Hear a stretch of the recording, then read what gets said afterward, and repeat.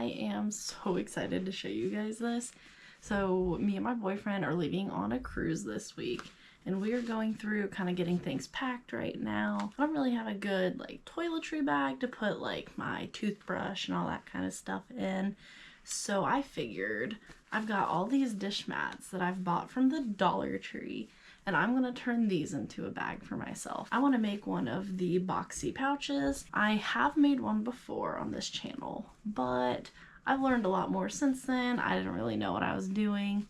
This time, we're not even going to use scissors. We're not cutting our edges off. We are just going to sew it together how I've been sewing my mini boxy pouches, except a lot bigger, and it's gonna be so cool when it's done. I can't wait. So with my mini boxes that I've been using, I have been working on figuring out a new way to do these boxy pouches because I have seen so many different ways. So I have been watching 100 different videos, experimenting as much as I can, and I have been making my own little adjustments to every little video I've watched, and I've come up with a way, at least with my mini boxes, that is working really well. I don't even have to cut anything. I am gonna cut my tag off because I don't want that in there. And look how cute this pattern is, like, really? So I've got, these are 12 inches by 18 inches, just the generic one from Dollar Tree. I just buy bulk zippers. I have Zipper by the Yard, but I am just not a big fan of it. It takes me forever to get it on. Maybe I just bought the wrong kind. I think it's a little chunky, and for me, it doesn't work as easily with me. So I just stick to these. And again, this is a 12-inch zipper. I just get these off of Amazon. You can get 100 of them for like 15 bucks. So it is totally worth it. Now, if you're afraid to work with zippers, I did just do a video last week on helping you getting over your fear of zippers. And I use outer piecing of fabric, I use lining fabric, I make a cute little pouch. But this week, we are not using lining. I am just going to use the nice fabric on both sides of this and these raw edges here. Last week I also talked about how to use your zipper foot, and I mentioned that I do like to use my walking foot when I do zippers. So that's what today will be, is I've got the walking foot on my machine here. Walking feet are meant for like quilting usually, so moving multiple pieces of fabric through the machine at the same time. It has like feed dogs built into the foot, so it helps move your top fabric along with the bottom fabric to help keep everything a bit more even. So when you're sewing with these thick dish mats and zippers, or really when you're sewing with these thick dish mats at all, it does help to scoot it under your machine easier. But let's jump right into it and make this adorable bag. This should come together pretty quickly actually. So we're going to take our zipper here, pull our zipper tab so it's down in the middle so that we have something to flip it right side out later. We want the right side, pretty side of our dish mat facing up. We're going to take our zipper. The right side of the zipper is the one that's got the teeth sticking out in our zipper pull. The back side of it is like kind of flat. So we want the right sides of our zipper with the right side of our dish mat. So we just put that down. And don't worry, the zipper pull will be a little bit in the way, but it's easy to work around. And since this is a 12-inch mat with a 12-inch zipper, my little metal pieces will line right up with the edges. I'm gonna go through. You can use pins or clips. I'm a big fan of clips. For me, they're just a lot easier to work with. One thing I am gonna do is put a clip over here to help hold all this extra out of the way. Just make sure our raw edges stay lined up over here. And since I am using a regular foot that doesn't have a little divot for the zipper, I'm going to move my needle all the way over to the side to get it as close to my zipper as I can. Back stitch at the start and end.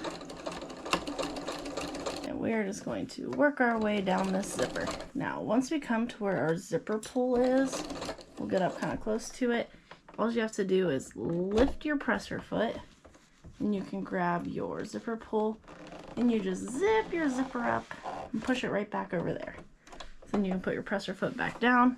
Your zipper pull is over there, and you can keep going. Now, if you've done zippers before and haven't used a walking foot, and this is your first time using a walking foot for it, let me know how that's going down in the comments.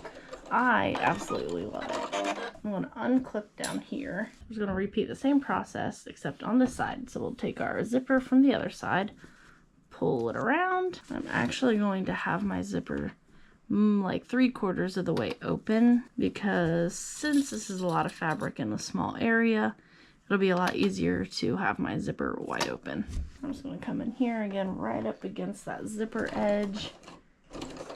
This is a lot of bulk on here, so be slow and move with the fabric. Pull you a little closer so you can see. Now we're coming up on our zipper tab again. Lift our presser foot, reach underneath, and slowly try to open it. And now that that's out of the way, we can have this all the way open. Now we've got our dish mat here. We are still going to leave this kind of like 3/4 of the way open. While this is flat like this, we are going to take our pen or something. You just kind of want to mark where this little center spot is on both sides to help line it up here in a second. Trust me, you won't even notice this later. So now that we have this little tube here, we are going to take it, put it up like this, and lay it flat. So that little mark that we just drew, and again, I did not even bother with top stitching this zipper because this is a lot of fabric, it's a lot of stuff in a little space. I'm not even going to bother with doing that. But we will take this little tube that we have, lay it flat down like this. So we're going to want to line the center of our zipper up with that little mark that we just made. So line those up with each other. I'm going to put a clip. Go ahead and put clips on both corners. Flip it around. Now for the other side, it will be easier if we have our zipper mostly shut to get it lined up just straight. We do want our zipper teeth to be folded inwards towards each other. I'm going to put clips on both corners again. And since this is the little more difficult side, I'm going to start with this side. I want to push my zipper back a little bit so it's not in the way. I'm just going to sew a straight line down both of these sides. And I am going to center my needle back up. Then I'm just sewing between 1/4 and 1/2 inch. Again, this is a lot of fabric, so just go nice and slow. If you have a metal zipper, definitely go very slow. You might want to use your hand crank on the side of your machine so that you don't bust your needle. To the end, I do back stitch at the front and ends. Now, before we start this other side, we are going to want to reach in here and open our zipper. So I'm just going to redo these clips because we want to make sure our zipper is mostly open. So now I'm just going to line my zipper up again with that little mark I made. We can sew the same seam allowance on this side and just work our way down. There we go. Now we have this little hot pocket looking thing. And before we flip it right side out, we want to box our corners. And I think I want to cut mine at, I want this to be 4 inches. When you do this, your seam here will be halfway. So it's on my 2. Now I'm just going to draw a line. I don't know how well you can see my line on the camera, but I can see it well enough. I'm going to put some clips in there. Then I'm just going to sew straight down that line. And I am not going to cut off my extra little corner. I am going to trim these threads though. But I am not cutting off this extra corner. This is going to stay here. So now I'm going to repeat this with all 4 corners. All right, now we have our little bag here. Got all 4 corners are sewn with that 4-inch line. And now literally all we have to do is flip this right side out. Oh my god, this is so cute. I love this. Seam allowance on the zipper is a little bit much. I should have gone through and top stitched it down, but it'll be okay. It'll be good enough for me. But look how good that turned out. I could have put little tabs here to have little handles. See, the zipper goes all the way down over there. And to open it, because you might be questioning, because everybody else cuts their corners off.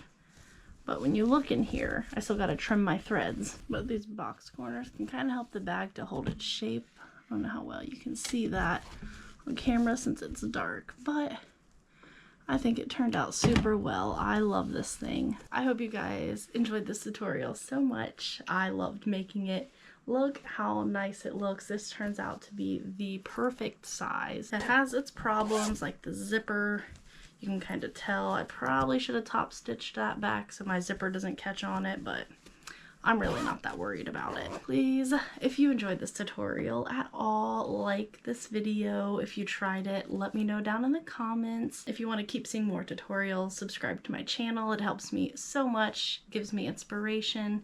If you have any ideas, leave those down in the comments too. But just keep sewing until next time.